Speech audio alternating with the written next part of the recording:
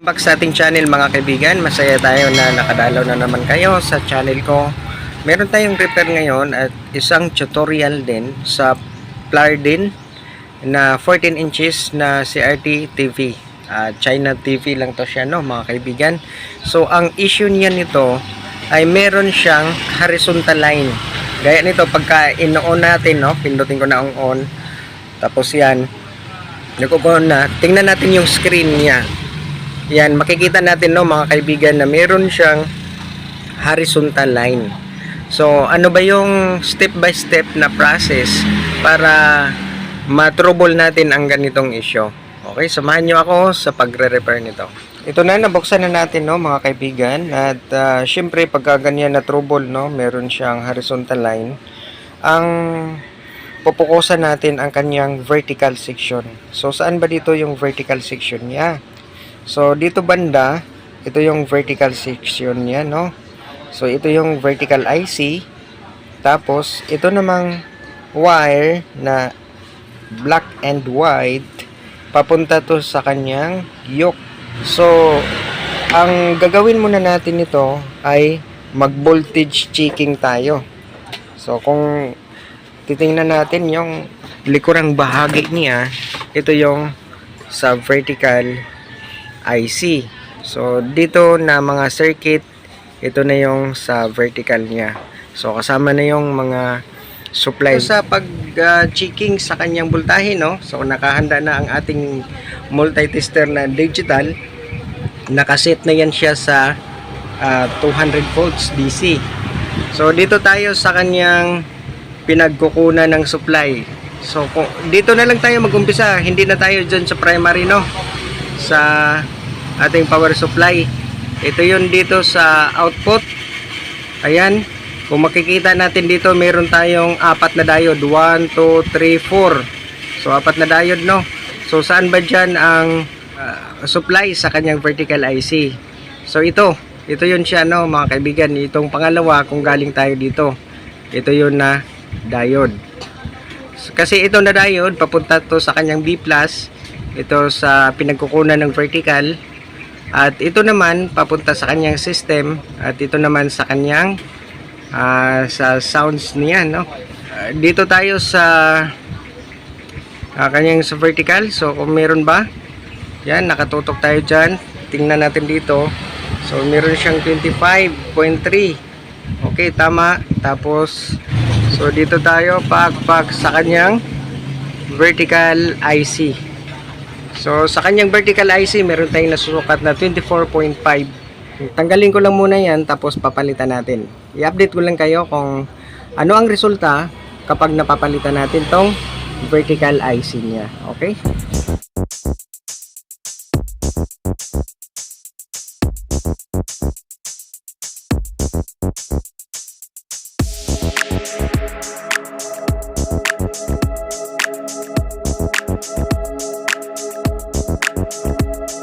Ayan na mga kaibigan, nakapit na natin ang vertical IC na pinalit natin. At gusto na nating testingan, no, kung okay na ba. So i-plug in ko na, back. Tapos makikita natin dyan yung light indicator na kulay red. Tapos ayun, ganun pa rin, no mga kaibigan, no. So matapos nating mapalitan ang vertical IC, kasi stable lang yung power supply niya, ganun pa rin, meron pa rin siyang horizontal line. So punta tayo sa sunod natin na steps. Bunutin ko muna. Ang sunod natin na i-check yung sa vertical pa rin niya, no, sa kanya ng yoke, yung itong wire na black at saka white. Tingnan natin yan kung mayroon bang contact, no, mayroon ba siyang continuity, no. So gagamitan natin yan ng tester. Gagamitin lang muna natin na tester itong analog, no, para makita natin ang diferensya masyado. Pwede naman yung digital, testeran din natin siya sa digital para makumpara natin. So ito na yon siya, no mga kaibigan, ang ating connection sa ating vertical. So ito white, papunta siya dito, no mga kaibigan. Ito yon, white siya. Ito yon, no? Tapos itong black, ito yon. So dito na lang tayo mag-testing. Yan. Tingnan natin yung tester. No, tingnan natin yung tester kung may reading ba. Ayun, nakita natin na wala. Samantalang ito ay ang kanyang horizontal. So meron naman ang kanyang horizontal, no? Ang kanya lang vertical wala. So itong yoke na to ay may problema. Putol yung sa vertical section niya. Susuriin natin kung ma-repair pa ba natin o kung hindi pa tayo kakapusin sa oras kasi ang dami pa yung nakapila. Papalitan na lang siguro natin para pag mabilisan na pag-repair, no?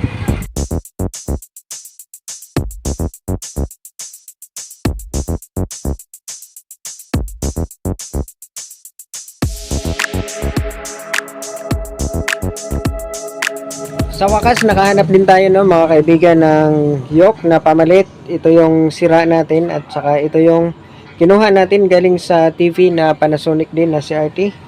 So, ikumpara muna natin, no. So, yung tester natin nakalagay na sa 200 ohms, yung range natin. So, ito yung galing sa Panasonic na good. So, makita natin dyan ang reading na 14.8, no? 14.9, mga ganyan. Sa vertical niya. Samantalang dito, so wala talaga tayong makitang reading, no? Vertical winding niya ay putol talaga. So sa dito sa kanyang horizontal, no, sa okay nasa 2.4.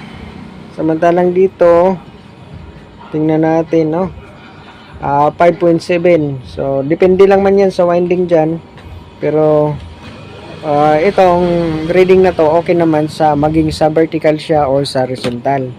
So ikakabit ko lang, no, mga kaibigan.